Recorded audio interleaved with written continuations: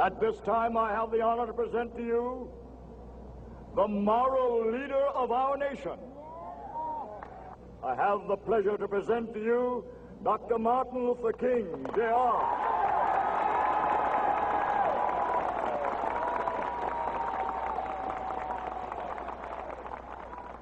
I am happy to join with you today in what will go down in history as the greatest demonstration for freedom in the history of our nation.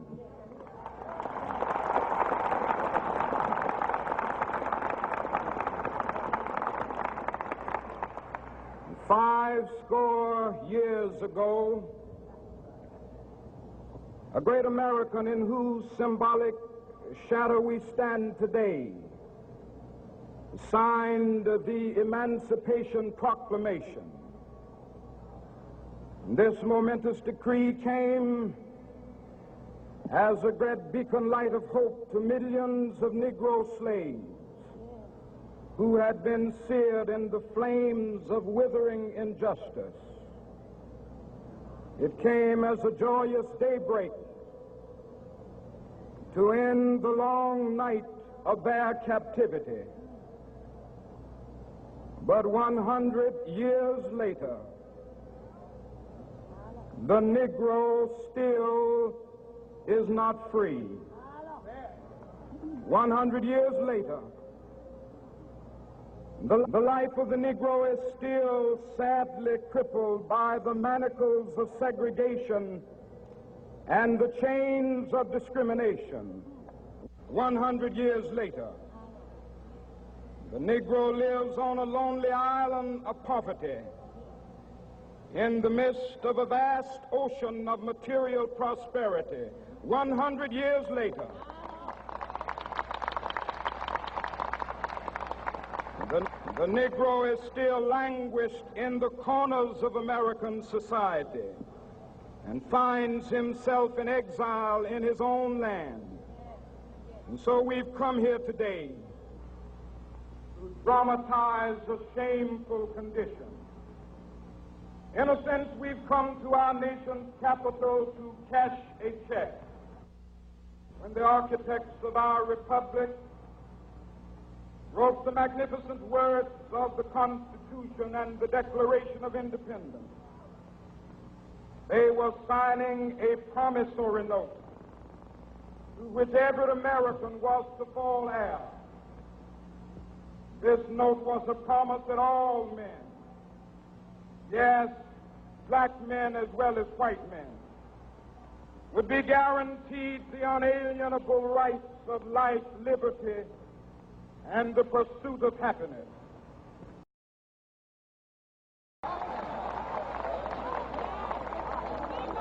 Now is the time to make real the promises of democracy.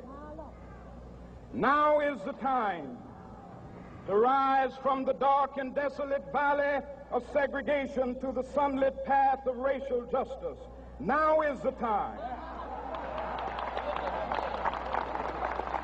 to lift our nation from the quicksands of racial injustice to the solid rock of brotherhood. Now is the time. We must not allow our creative protests to degenerate into physical violence. Again and again, we must rise to the majestic heights of meeting physical force with soul force. The marvelous new militancy which has engulfed the Negro community must not lead us to a distrust of all white people. For many of our white brothers, as evidenced by their presence here today, have come to realize that their destiny is tied up with our destiny.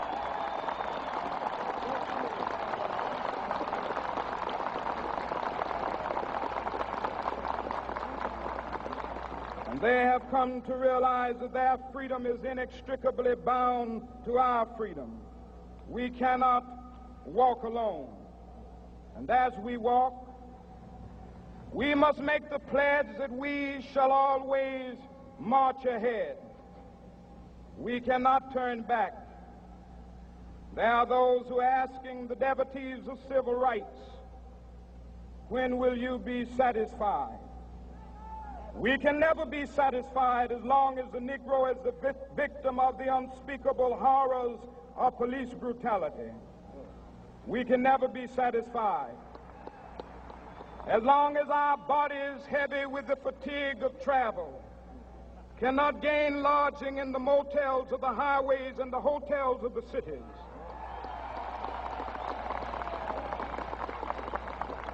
We cannot be satisfied as long as the Negro's basic mobility is from a smaller ghetto to a larger one.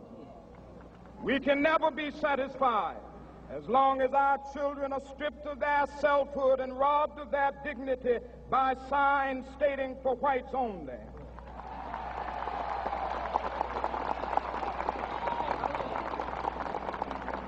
We cannot be satisfied as long as a Negro in Mississippi cannot vote and a Negro in New York believes he has nothing for which to vote.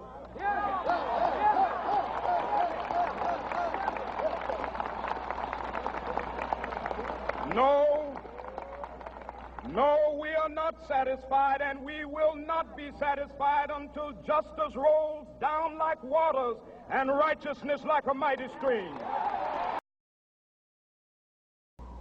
Go back to Mississippi.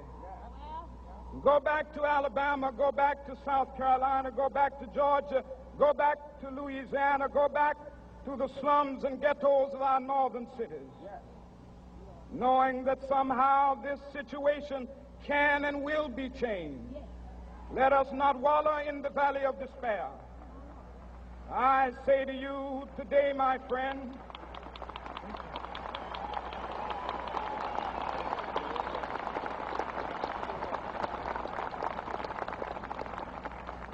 so even though we face the difficulties of today and tomorrow, I still have a dream.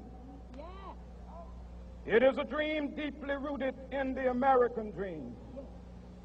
I have a dream that one day this nation will rise up and live out the true meaning of its creed. We hold these truths to be self-evident, that all men are created equal.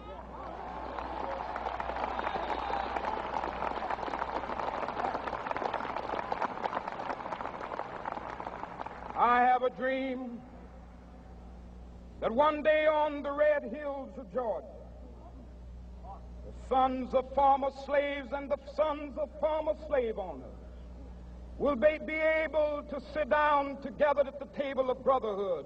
I have a dream that one day, even the state of Mississippi, a state sweltering with the heat of injustice, sweltering with the heat of oppression, will be transformed into an oasis of freedom and justice. I have a dream that my 4 little children will one day live in a nation where they will not be judged by the color of their skin, but by the content of their character. I have a dream today.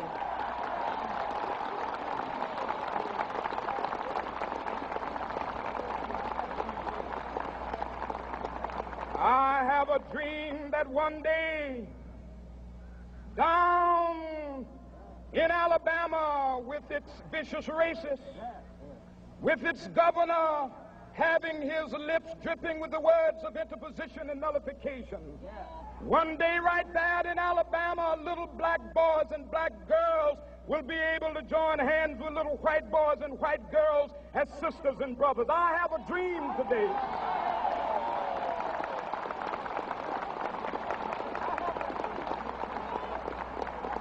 I have a dream that one day every valley shall be exalted, and every hill and mountain shall be made low, the rough places will be made plain, and the crooked places will be made straight, and the glory of the Lord shall be revealed, and all flesh shall see it together. This is our hope. This is a faith that I go back to the South with. With this faith, we will be able to hew out of the mountain of despair a stone of hope. With this faith, we will be able to transform the jangling discords of our nation into a beautiful symphony of brotherhood. With this faith, we will be able to work together, to pray together, to struggle together, to go to jail together, to stand up for freedom together, knowing that we will be free one day. This will be the day. This will be the day when all of God's children will be able to sing with new meaning, "My country, tears of thee. Sweet land of liberty, of thee I sing. Land where my fathers died, land of the pilgrim's pride. From every mountainside, let freedom ring. And if America is to be a great nation, this must become true.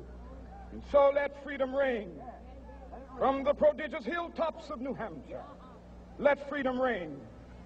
From the mighty mountains of New York, let freedom ring. From the heightening Alleghenies of Pennsylvania, let freedom ring. From the snow-capped Rockies of Colorado, let freedom ring. From the curvaceous slopes of California. But not only that, let freedom ring from Stone Mountain of Georgia. Let freedom ring from Lookout Mountain of Tennessee. Let freedom ring from every hill and molehill of Mississippi, from every mountainside. Let freedom ring. And when this happens,